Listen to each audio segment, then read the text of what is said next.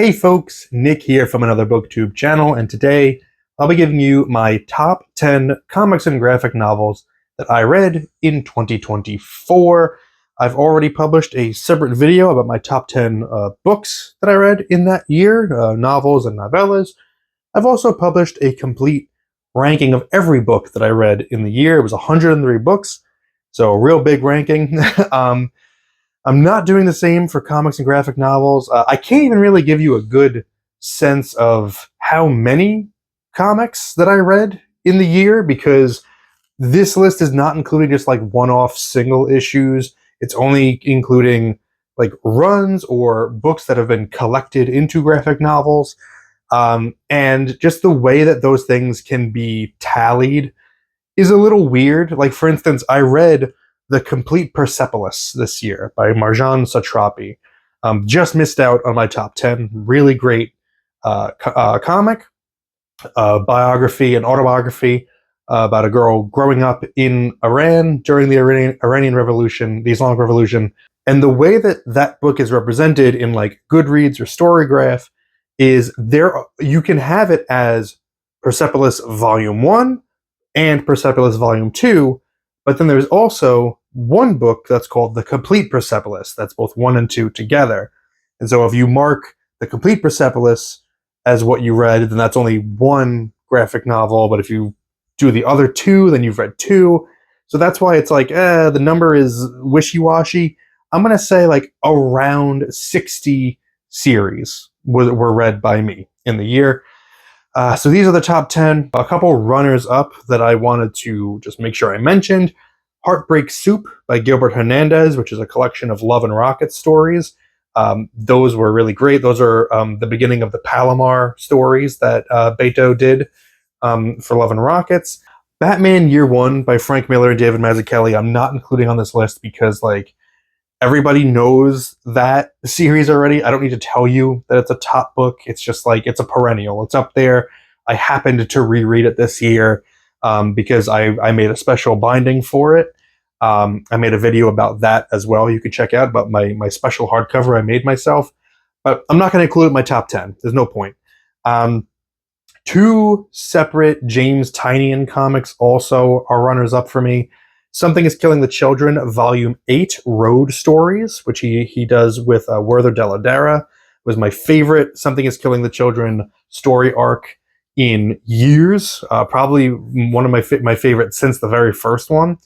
And also The Nice House on the Lake by James Tynion and art by Alvaro Martinez Bueno. That is a more recent horror series that he did for DC. That was very good, very surprising. I enjoyed it quite a bit, but didn't quite crack the top 10. Let's get into that top 10.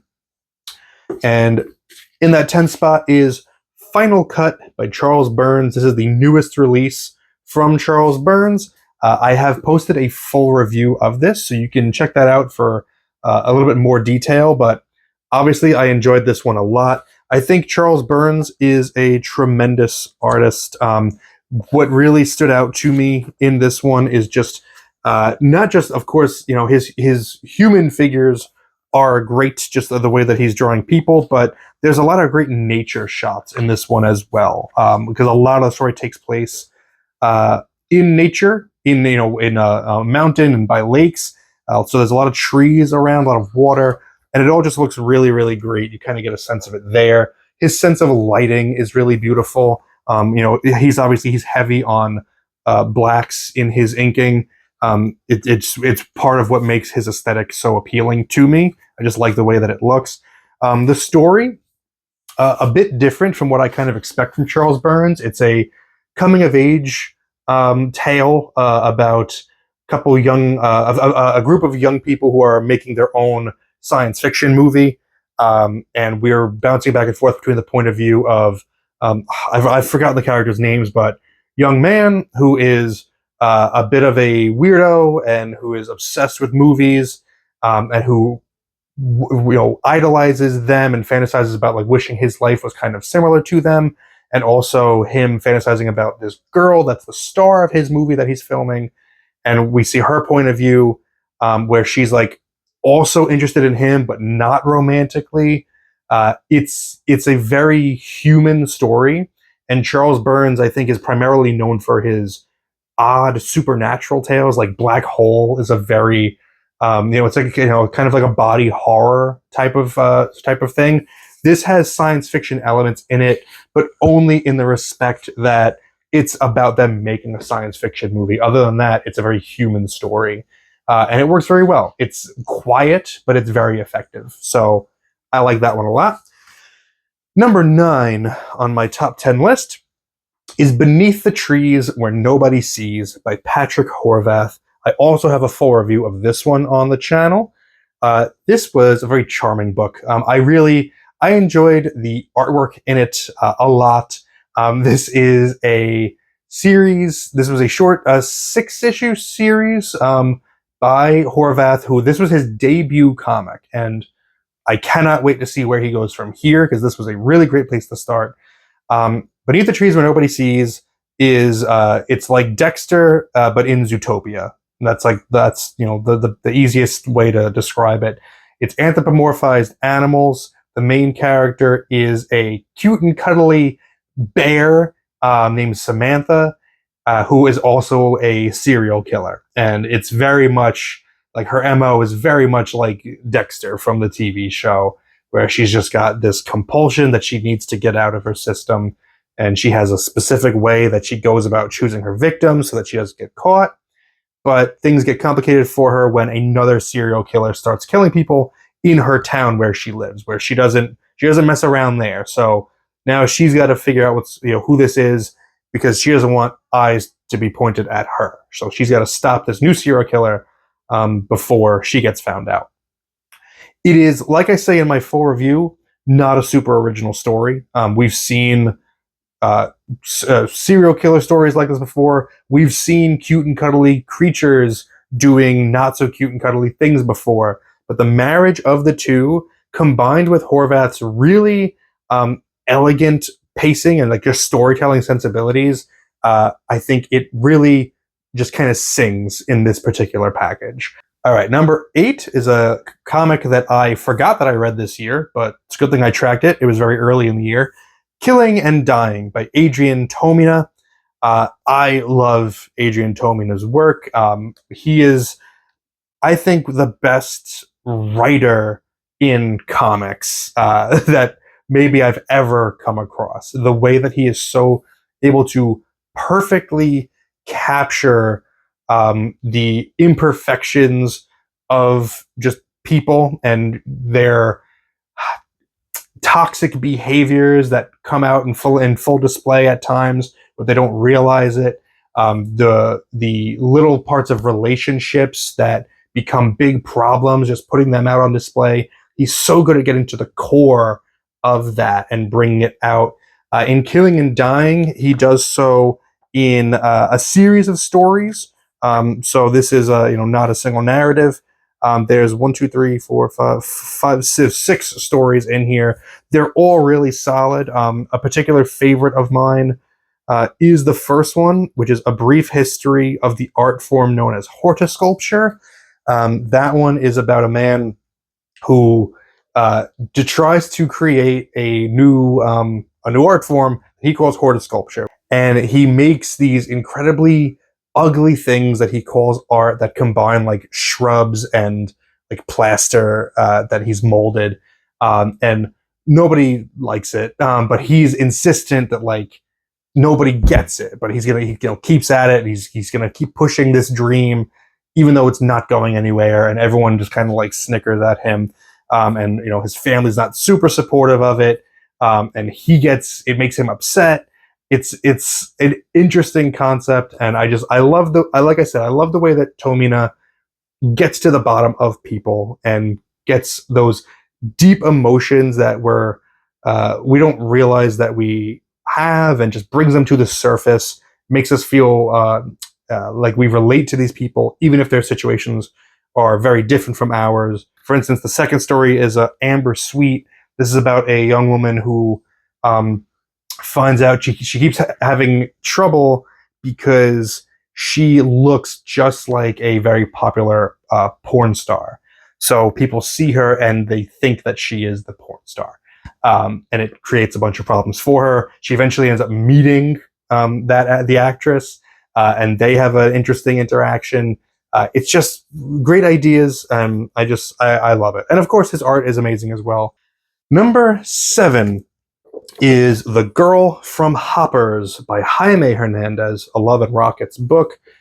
This was the book that finally kind of made the switch go off for me to understand, like, oh yeah, this is why people love Love and Rockets. Like, this is it. I didn't quite get it with Maggie the Mechanic, the first of the Jaime collection in this particular set.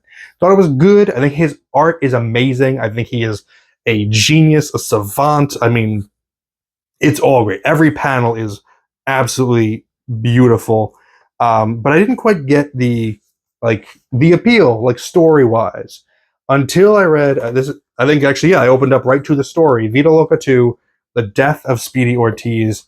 That one, I was in awe of that story. I loved it. I did a full video where I broke it down to the best of my ability, and I'm sure I missed a ton of stuff as well.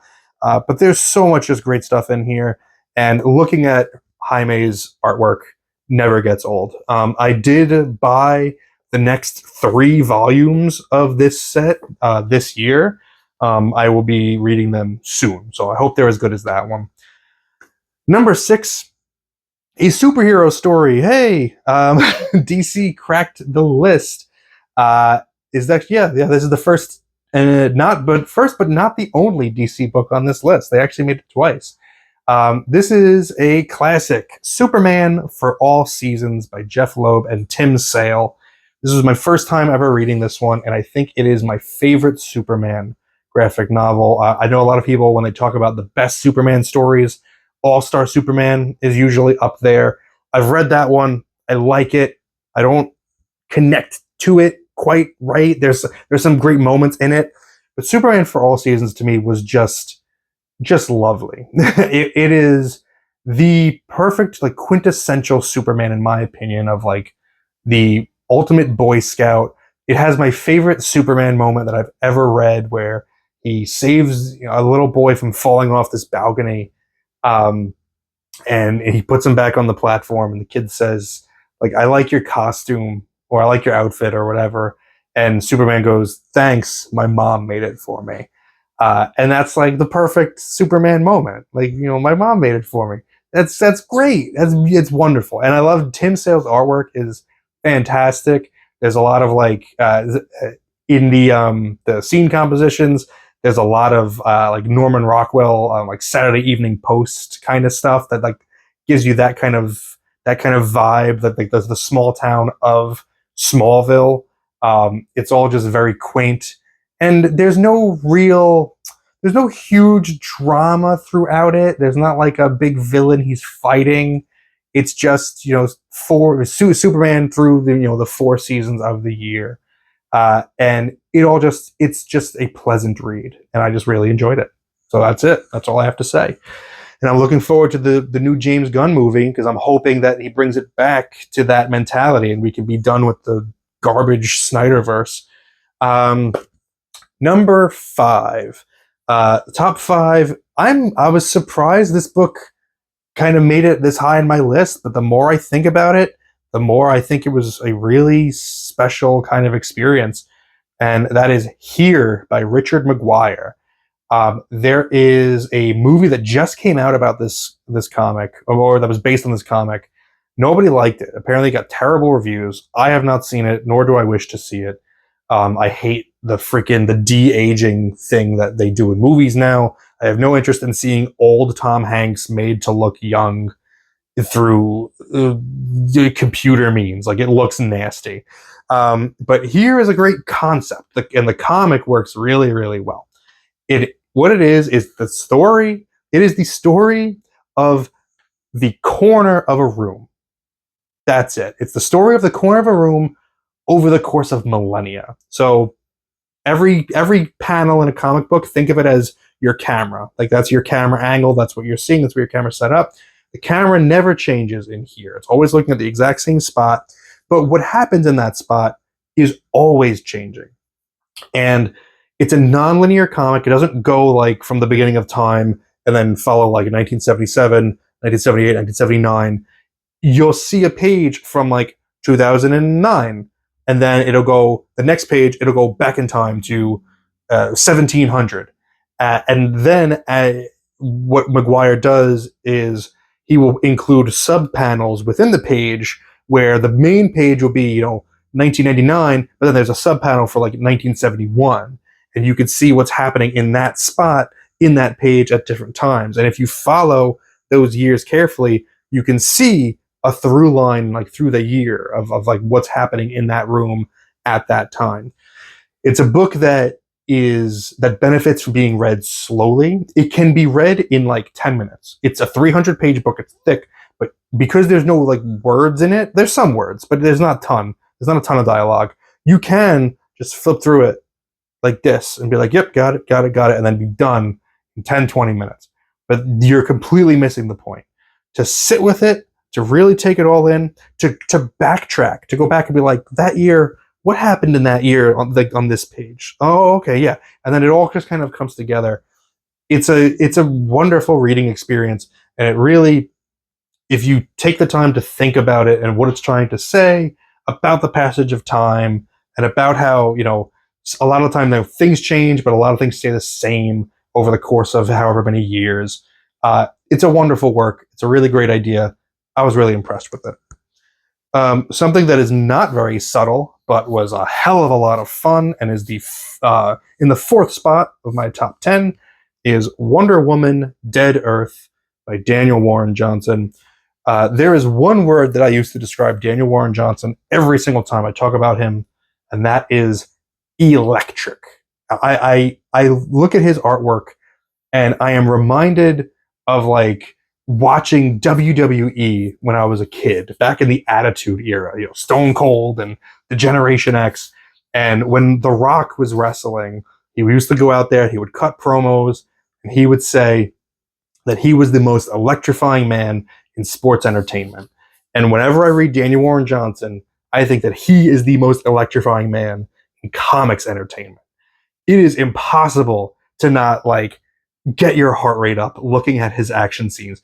Everything is so cool. This is a guy that is dedicated to drawing cool shit. It all looks so good.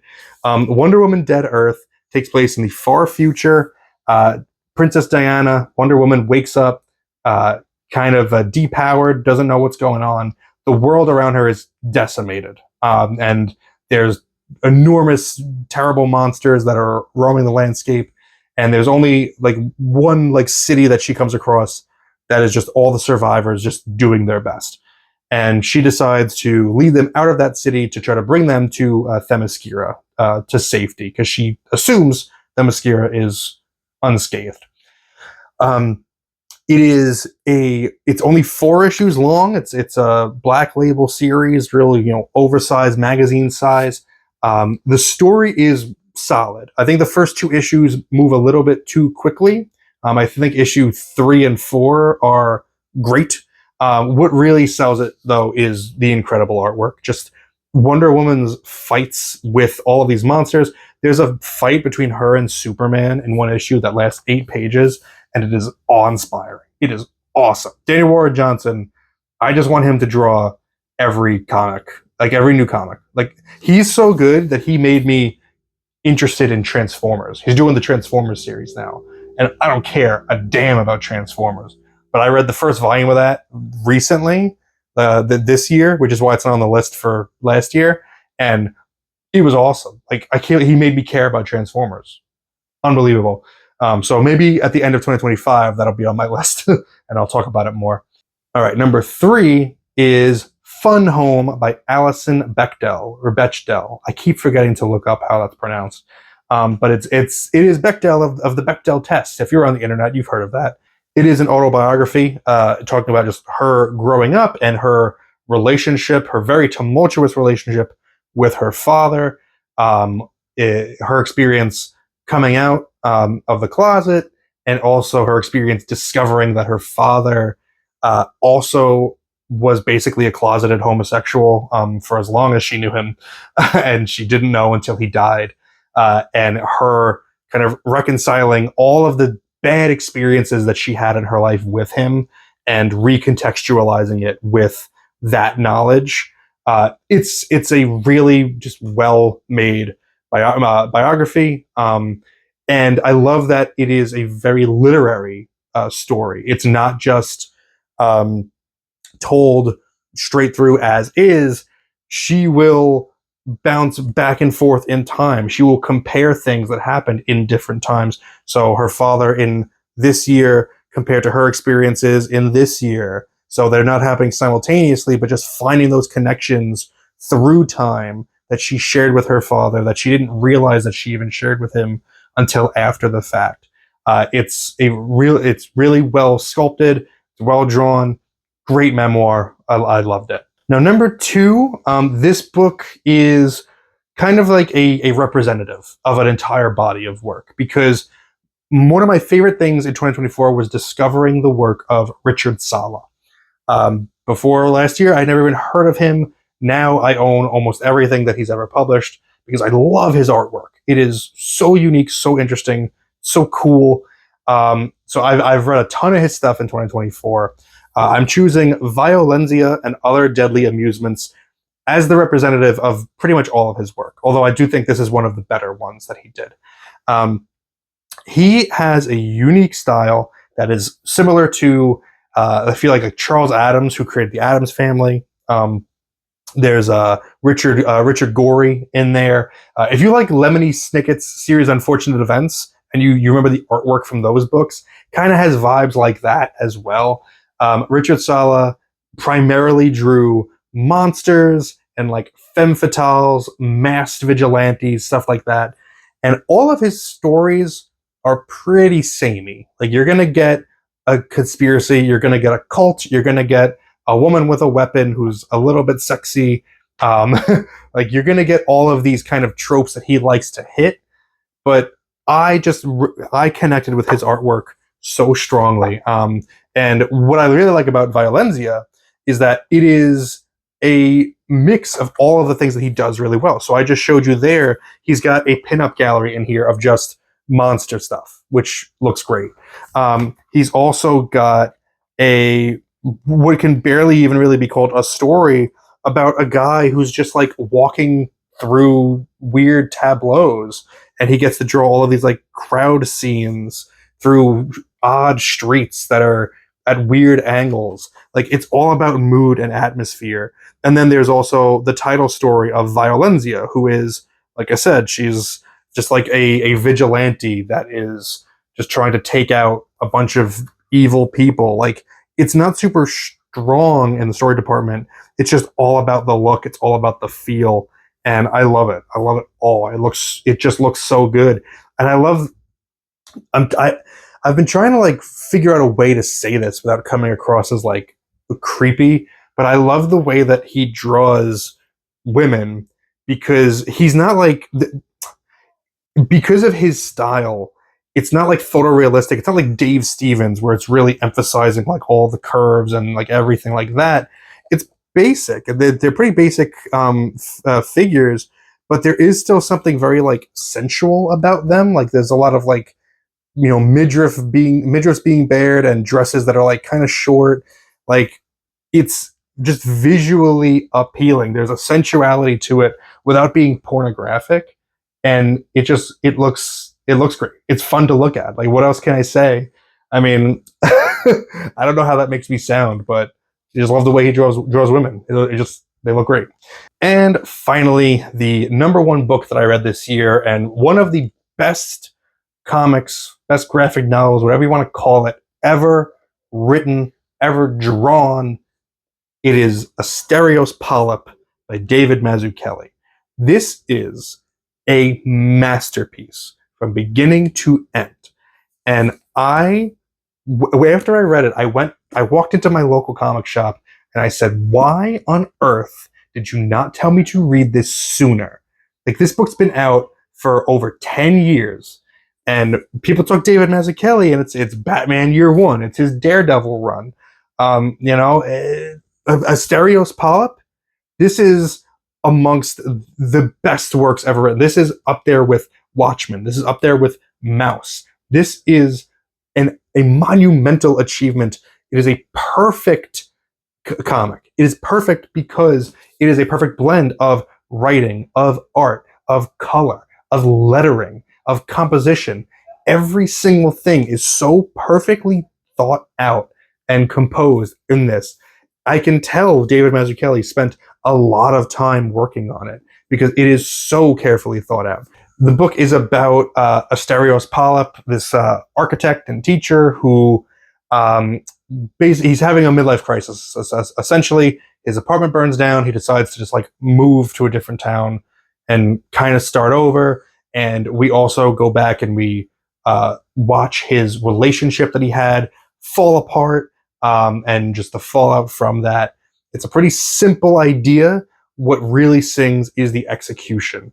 And I have a full review of this on my channel. I want you to go watch it. I want you to read Asterios Polyp by David Mazzucchelli. I'll say it again and again. I'll say it slowly. Asterios Polyp by David Mazzucchelli.